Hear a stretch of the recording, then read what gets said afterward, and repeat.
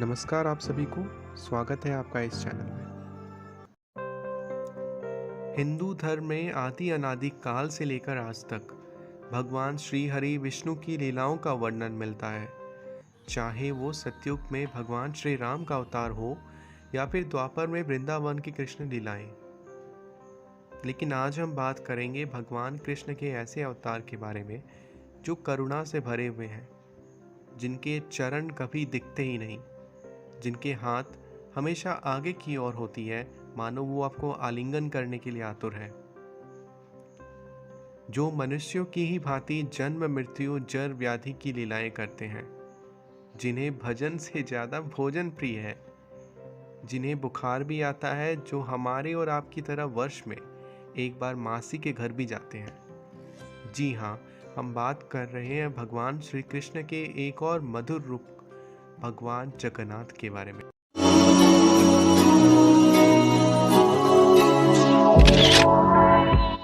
जगन्नाथपुरी का प्राचीन मंदिर भारत के प्रमुख मंदिरों में से एक है। उड़ीसा के पुरी धाम में हर साल जगन्नाथ की रथ यात्रा का आयोजन किया जाता है।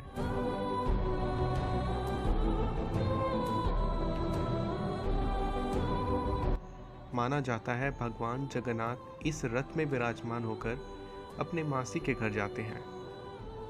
हिंदू कैलेंडर के अनुसार भारत में रथ यात्रा हर साल आषाढ़ मास के शुक्ल पक्ष की द्वितीय तिथि, जो कि इस वर्ष कल यानी 1 जुलाई शुक्रवार को निकाली गई थी। हालांकि जगन्नाथ रथ यात्रा का शुभारंभ ज्येष्ठ मास यानी आषाढ़ से एक माह पूर्व ज्येष्ठ मास की देव स्नान पूर्णिमा को यानी 14 जून को स्नान यात्रा से हो गई थी। स्नान यात्रा के दौरान अत्यधिक स्नान के कारण भगवान जगन्नाथ और उनके दोनों भाई बहन बीमार हो गए थे। इस कारण से उनको एकांतवास में रखा गया था और कल यानी आषाढ़ की द्वितीय तिथि में उन्होंने अपने भक्तों को दर्शन दिए। उसके बाद भगवान एक सप्ताह के लिए अपने मासी के घर रुकते हैं, जिसे गुंडीचा मंदिर के नाम से जाना जाता है। किंतु क्या आप जानते हैं कि ये रथ यात्रा क्यों मनाई जाती है? अगर नहीं तो चलिए जानते हैं इसकी कथा के बारे में विस्तार से। इससे पूर्व मैं आपको बता दूं कि माता गुंडीचा किस प्रकार से भगवान जगन्नाथ की मासी हुई। इसके पीछे एक छोटी सी कहानी है। एक बार राजा इंद्र और उनकी पत्नी गुंडीचा ने भगवान जगन्नाथ को प्रसन्न किया और उनसे वर मांगा कि उनकी कोई भी संतान ना हो, क्योंकि राजा इंद्र नहीं चाहते थे कि उनके बाद उनके संतान उनकी संपत्तियों को लेकर विवाद करे या कलह करे। भगवान जगन्नाथ ने उन्हें ऐसा ही होने का वर दिया, किंतु इसके बाद माता गुंडीचा असंतुष्ट हो गई, निराश थी। तो उन्हें प्रसन्न करने के लिए भगवान जगन्नाथ ने उन्हें स्वयं को उनकी संतान के रूप में मानने को कहा और उन्होंने वचन दिया कि वो एक संतान की सारी कार्य करेंगे। तो तभी से उन्होंने गुंडीचा माता को मासी के घर संबोधित किया। अब आइए जानते हैं कि रथ यात्रा के पीछे क्या मत था। रथ यात्रा के पीछे का पौराणिक मत यह है कि स्नान पूर्णिमा यानी ज्येष्ठ पूर्णिमा के दिन जगत के नाथ श्री जगन्नाथपुरी का जन्मदिन होता है। उस दिन प्रभु जगन्नाथ को उनके बड़े भाई बलराम जी तथा बहन सुभद्रा के साथ रत्न सिंहासन से उतारकर मंदिर के पास बने स्नान मंडप में लाया जाता है। 108 कलशों से उनकी शाही स्नान होती है। फिर मान्यता ये है कि स्नान से प्रभु बीमार हो जाते हैं और उन्हें ज्वर आ जाता है। पंडितों और भक्तों का मानना ये है कि ज्वर आने के बाद भगवान जगन्नाथ की जो प्रतिमा होती है उसकी तापमान में वृद्धि हो जाती है। तब उसके बाद 15 दिन तक प्रभु जी को एक विशेष कक्ष में रखा जाता है और इस अवधि को अनासारा के रूप में जाना जाता है, जिसे हम आज के टाइम में क्वारंटाइन बोलते हैं। इस 15 दिनों की अवधि में महाप्रभु को मंदिर के प्रमुख सेवकों और वैद्यों के अलावा कोई और नहीं देख सकता। आप सोच रहे होंगे कि तो जगन्नाथ मंदिर में इस 15 दिनों में किनकी पूजा होती है? तो इस दौरान मंदिर में महाप्रभु के प्रतिनिधि अलारनाथ जी की प्रतिमा स्थापित की जाती है और उनकी पूजा अर्चना की जाती है। 15 दिन बाद भगवान स्वस्थ होकर कक्ष से बाहर निकलते हैं और भक्तों को दर्शन देते हैं, जिसे नव यौवन या नेत्र उत्सव भी कहते हैं। इसके बाद द्वितीया के दिन महाप्रभु श्री कृष्ण और बड़े भाई बलराम जी तथा बहन सुभद्रा जी के साथ बाहर राजमार्ग पर आते हैं और रथ पर विराजमान होकर अपनी मासी गुंडीचा माता से मिलने के लिए निकलते हैं, जिसे रथ यात्रा कहा जाता है। रथ यात्रा नीलांचल, जहां जगन्नाथ मंदिर स्थापित है, से निकलती है और सुंदरांचल, जहां गुंडीचा मंदिर है, वहां प्रस्थान करती है। सुंदरांचल की तुलना वृंदावन से की गई है और नीलांचल, जहां श्री जगन्नाथ रहते हैं, वहां द्वारिका माना जाता है।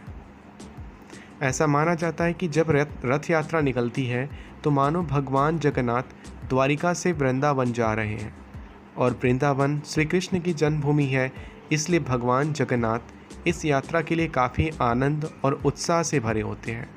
और यही कारण है कि गुंडीचा मंदिर के दर्शन का लाभ जगन्नाथ मंदिर के दर्शन के लाभ से 10 गुना अधिक माना जाता है।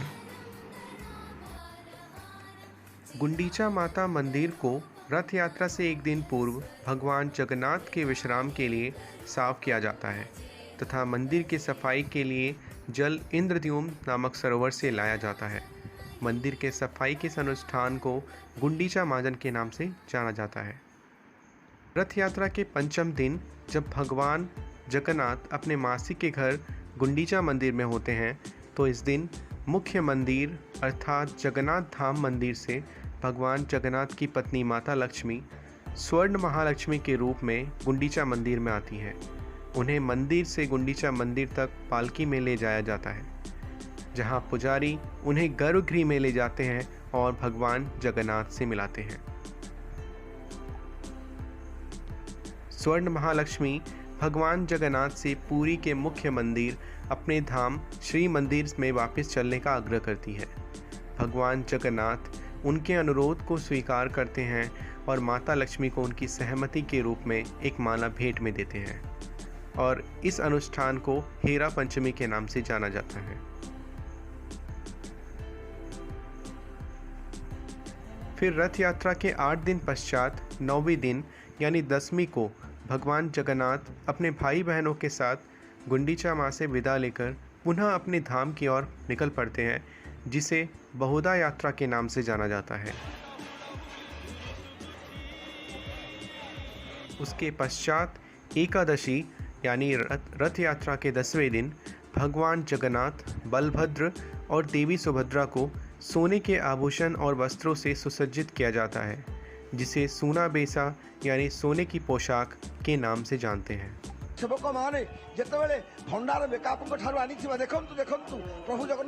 दवादशी यानी रथ यात्रा के 11वें दिन को एक विशेष प्रकार का भोग लगाया जाता है।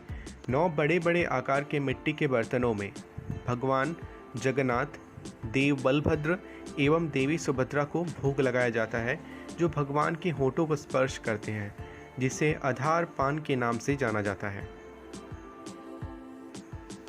और सबसे अंतिम में नीलाद्रि बीजे नाम के संस्कार के साथ रथ यात्रा का समापन होता है।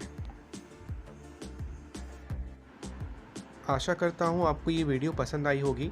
मेरा ये मानना है कि देश के सभी युवाओं को भारत के इतिहास, संस्कृति और गौरव का बोध होना चाहिए।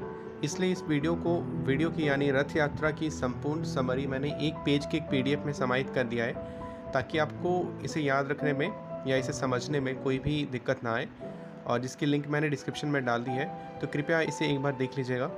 एंड चैनल को सब्सक्राइब कर लें, क्योंकि आगे अनंत वीडियोस आती रहेंगी, नॉन स्टॉपेबल वीडियोस आती रहेंगी, और ये एक लक्ष्य है देश के युवा को जगाने का। इसे सफल बनाएं। धन्यवाद।